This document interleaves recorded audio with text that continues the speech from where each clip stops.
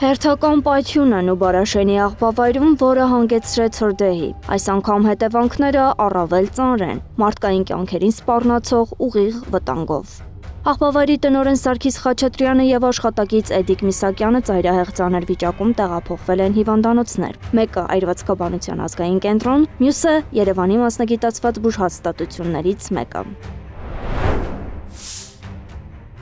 Դեպքի ուժատ անձինք գտնվում են մեր կենտրոնում ռեանիմացիոն բաժանմունքում։ Վիճակը կայունագնահատվում, բայց ծանր։ Քաղաքապետարանի գործակարգավարական նիստում նույնպես անդրադարձ եղավ տուժածների առողջական վիճակին։ 15% ախտահարում ամաշկի եւ ձեռքերի եւ դեմքի շրջանում կարևորը շնչառական օրգանները ախտահարված չեն, մաքուր են այս պահին, կայուն ծանր է գնահատվում, բայց դրական դինամիկայով։ Ըստ նախնական տվյալների, պայթյունը տեղի է ունեցել պահակակետի հարևանությամբ գտնվող սանհանգույցում, լույսը միացնելու պահին, ինչը ենթադրաբար պայմանավորված է եղել կուտակված գազերի առկայությամբ։ Այսինքն, երկար ժամանակ չկարգավորված խնդիրն ի վերջո հանգեցրել է պայթյունի։ Քննչական կոմիտեն հայտնում է, նախաձեռնվել է քրեական վարույթ, իրականացվում են փորձաքննություններ։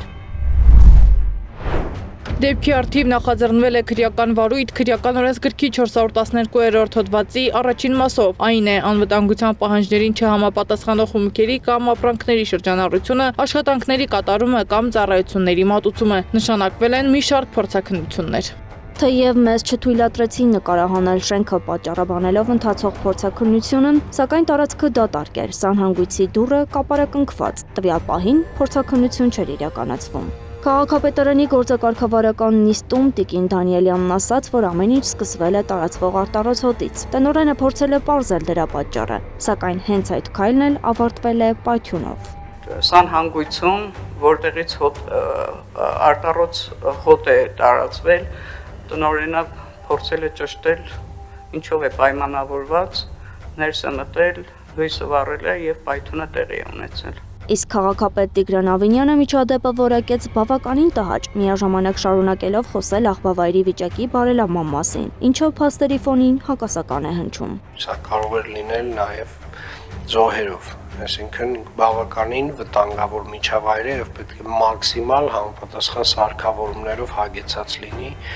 բոլոր հատվածները, որտեղ գտնվում են մարդիկ։ Ինչ վերաբերում է պատճառներին, ապա դրանք նոր չեն։ Վտանգավոր գազերի կուտակման մասին տևական ժամանակ է խոսվում, սակայն վերահսկողության բացակայության պատճառով ստեղծվել է պայթյունավտանգ միջավայր։ Սանհանգույցի հատվածում գոյողագծի միջոցով